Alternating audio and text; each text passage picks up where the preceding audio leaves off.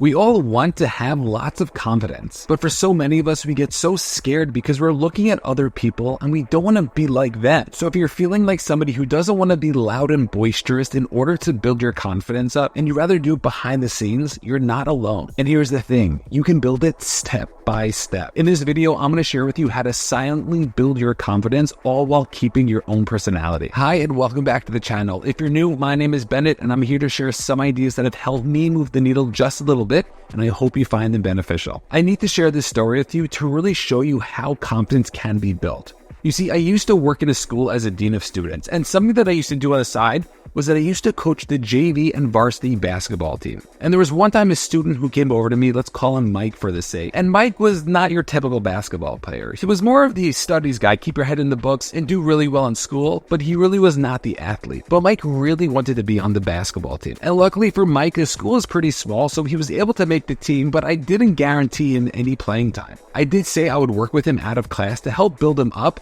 but I really didn't see anything promising. But what was interesting is that Mike had a determination. He really wanted to play on the team and not just be on the bench, but really get some playing time. So every single day, Mike would go to the gym and really start to work on his shot. And he used to always come over to me and he said, "Coach, what is it that I could do? How can I change? How can I be doing more to get better at this thing that I want to get better at?"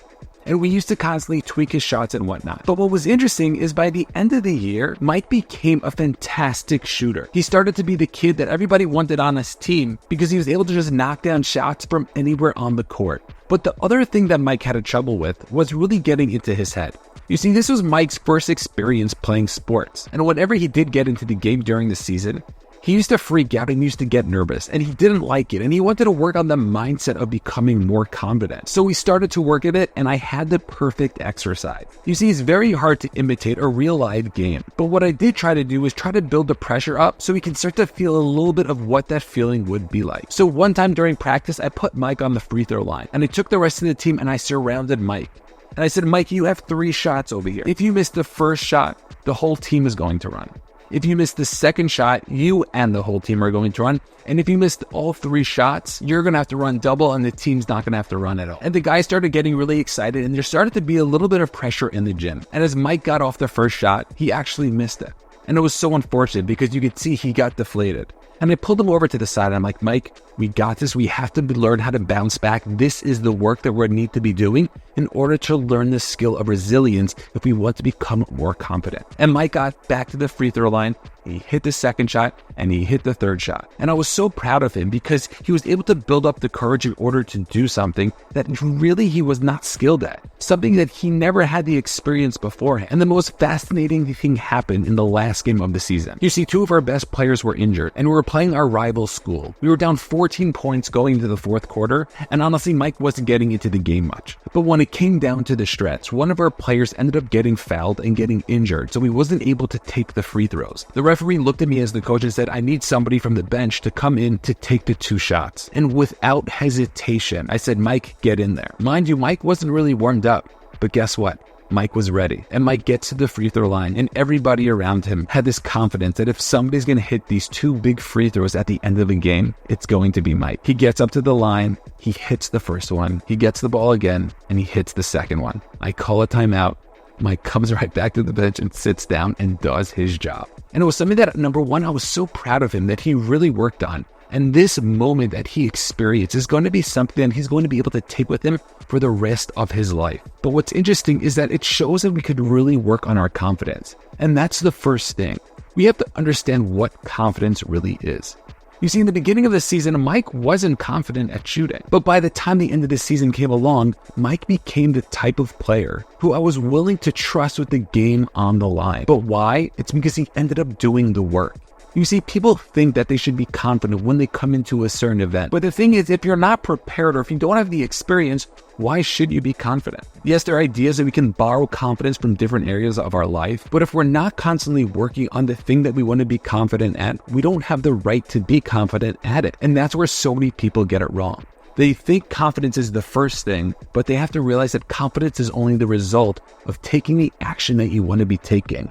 And most of the times there is a fear that is going on, which is holding you back from taking that action. And the fact that Mike was able to work on himself and really get himself so structured and so determined to become a successful shooter, that is what helped him so much. You see, for so many of us, we look at people who walk into a room who look confident, and a lot of times they look arrogant, they look pompous. But what we have to realize is that's not real confidence. That's overconfidence, and overconfidence is very different than false confidence. You see, overconfidence is the idea that we think we're better than the other people, that we did something, and even if they succeeded, they have the right to become confident. As opposed to false confidence is the idea that, you know what? I don't really have this experience, but I'm going to borrow it from different areas of my life, and that's the confidence that I'm going to use. Recognizing that there's a difference could be totally different when it comes to us. Because if we want to become confident, but we don't want to be arrogant, that's two very different things. A lot of times, most arrogant people end up burning themselves. They end up thinking that they're better than everybody else, and when they fall real hard. And if you're watching this, you're probably somebody who doesn't want to become that person. You might be nervous that you're going to become that person if you're good at something. And I want to tell you that the fact that you're already thinking about that shows that you're not going to become that person. But recognizing that if we want to become confident, we have to start taking the action and build the skills that are necessary in order for us to see that success. And once we start to see the success again and again and again, that's when our confidence is truly built. And it takes me to my next point of understanding that we're not supposed to be good. And this is really a mindset shift. You see, for so many of us, we end up either beating ourselves down because we might actually have the skill, but we don't have the self-belief within ourselves, which I speak about in a bunch of my other videos. But for the people who really don't have the confidence, for Mike, when he first started shooting at basketball, he really wasn't good. And guess what? It was so powerful for him to say, hey, you know what? I am not good at this thing, and I need to be able to work on it. If we could start to make that shift to realize, hey, I can't feel entitled in the moment right now in order to become successful, that could start to shift something so powerful within us. Stop thinking you deserve it, because at the end of the day, nobody really deserves anything. And we all have to work hard in order to get the success that we want. And everybody has a different definition of what success truly is. So now that we know what confidence is, and now that we know that we need to shift our mindset and really understand that if we want to get good at something, we have to work on it. So what is the work that needs to get done? And that's something that you need to ask yourself in terms of like, which area of your life do you want to become more confident in?